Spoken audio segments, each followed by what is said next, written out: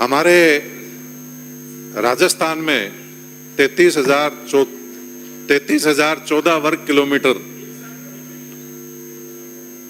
का जो क्षेत्र है वो वन क्षेत्र है और हमारा जो भौगोलिक क्षेत्र है उसका 9.64% भाग वन फॉरेस्ट से है।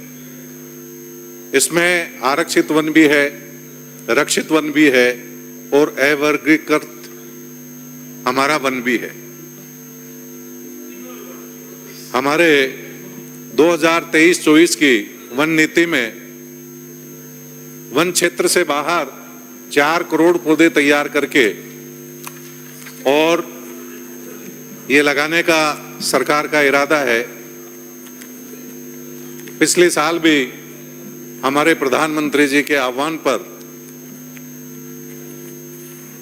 राजस्थान में हरियालो राजस्थान मनाया गया और लगभग 10 करोड़ पेड़ हमारे यहाँ लगाए गए।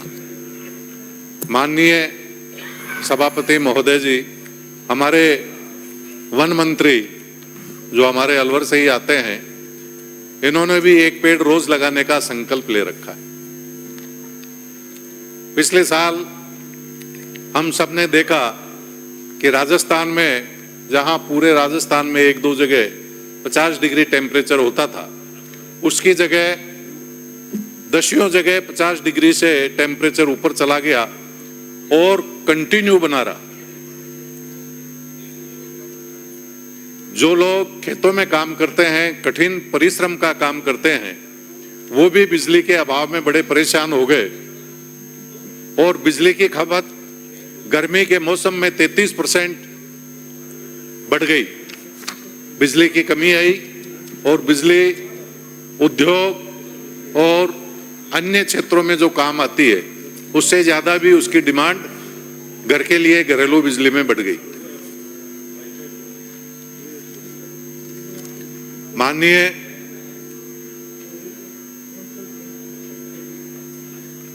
वर्तमान में जो हमारे फॉरेस्ट एरिया आते हैं उसमें अलवर जिले में हमारे फॉरेस्ट काफी भाग को कवर करता है। अरावली पर्वतमाला से आच्छादित है, लेकिन फॉरेस्ट, माइनिंग और रेवेन्यू इन विभागों का समन्वय नहीं होने के कारण ये विभाग अपनी स्थिति स्पष्ट नहीं कर पाते। कई जगह बहुत सामान्य सी अड़चनें जो वन विभाग की होती हैं और जिसके लिए सरकारों में नियम भी है कि उन्हें विभिन्न पोर्टल के माध्यम से आवेदन करके और वहां कुछ राशि जमा करा के रास्ते हम निकाल सकते हैं। लेकिन वन विभाग ऐसा विभाग है कि इसका महत्व देखते हुए सुप्रीम कोर्ट, हाई कोर्ट, सभी डिपार्टमेंट सपोर्ट करते हैं और रेवेन्यू चाहे माइनिंग, ये सब डिपार्टमेंट इसका नाम आते ही पीछे हो जाते हैं और फॉरेस्ट डिपार्टमेंट जहां भी जाकर खड़ा हो गया उसको कोई चैलेंज नहीं कर पाता। मेरे यहाँ रामपुर एक क्षेत्र है, बड़ा कस्बा है। पहले लेकड़ी उससे जुड़ा हुआ गांव था, 4 किलोमीटर की दूरी पे था और 2100 मीटर उसमें हमारे जो क्षेत्र लगता है वो वन क्षेत्र लगता है।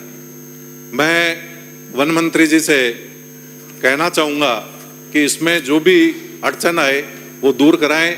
मैं अपने विधायक कोटे में इसकी प्राथमिकता रखते हुए जो भी वन के चार्जेस जमा होंगे वो जमा कराएंगे और सड़क बनाएंगे ताकि जो 2 गांवों के बीच की दूरी पहले 4 किलोमीटर थी, जब ऊंट का जमाना था, बैलगाड़ी का जमाना था, वो आज 20 किलोमीटर की दूरी हो गई। तो पूरे क्षेत्र की कनेक्टिविटी अच्छी हो जाएगी और क्षेत्र को बहुत फायदा होगा। दूसरा, मेरे ही विधानसभा क्षेत्र में मांडव ऋषि की तपोभूमि मुंडावरा है और वहां की समस्या एक अलग तरह की है। वहां 500 साल से भी पुराने जो शमशान है, वहां वन विभाग जाकर कई बार लोगों को रोक देता है कि ये फॉरेस्ट की जगह है और आप इसे शमशान में काम नहीं ले सकते। उससे बड़ी अड़चन पैदा हो जाती है, सेटलमेंट आता है, रेवेन्यू आता है लेकिन वो अपनी स्थिति स्पष्ट नहीं कर पाते। वन विभाग के पास भी ऐसा कोई साधन नहीं है जिससे वो बता सके कि हमारी यहाँ तक जगह है। बस वो ये डाल देते हैं कि नहीं नहीं ये हमारा है, और उससे वहाँ के लोगों को बहुत तकलीफ हो रही है। मेरा आपसे निवेदन है, रेवेन्यू और हमारा फॉरेस्ट डिपार्टमेंट मिलकर उस जगह को मुक्त करे, और चाहे सरकार की जो स्वायत्तक वगैरह जो भूमि होती है उसमें से लेकर उस शमशान भूमि को फ्री करे। तालवृक्ष में जो एक प्रसिद्ध धार्मिक पर्यटक स्थल है, वहाँ गंगा माता का मंदिर है, एक पौराणिक शिव मंदिर है जहाँ 5 फुट लंबा शिवलिंग है, और कहा जाता है वो महाभारत कालीन है। वहाँ हमारी प्राचीन गोवंश को बचाते हुए जो लोग वहाँ बलिदान दे दिया, जिन लोगों ने, उनकी छतरियाँ बनी हुई है। गर्म और ठंडे पानी के वहाँ पर कुंड है, एक सामान्य कुंड है, और ताड़ के बहुत बड़े वृक्ष वहाँ पर है। मंत्री जी पधार चुके हैं और मैं इनसे निवेदन करना चाहता हूँ, वहाँ बड़ी संख्या में हमारी महिलाएं धार्मिक आस्था के साथ आती हैं, लेकिन फॉरेस्ट एरिया होने के कारण वहाँ कोई टॉयलेट की सुविधा नहीं है, क्योंकि एक ईंट भी कोई रख नहीं सकता, और महिलाओं को बड़ी असुविधा का सामना होता है। हमारे प्रधानमंत्री जी स्वयं स्वच्छता का आग्रह करते हैं और लोगों में बड़ी चेतना भी है।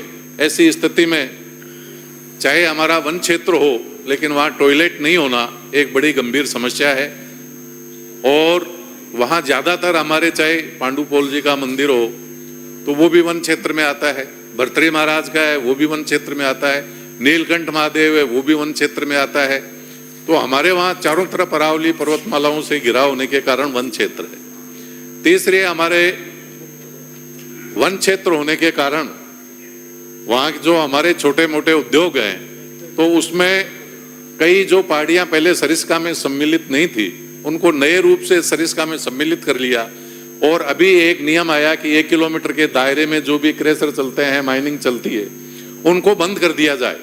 लेकिन मेरी आपसे वन मंत्री जी से भी ये मांग है कि जो पूर्व में सरकारों ने अलर्ट की है और जो ये बताया है कि भाई ये 3 किलोमीटर दूर है, उसी को मापदंड रखना चाहिए। नई पहाड़ियां आप जोड़कर हमें उद्योग बंद नहीं कराने चाहिए, ये भी एक अलग तरह की परेशानी है।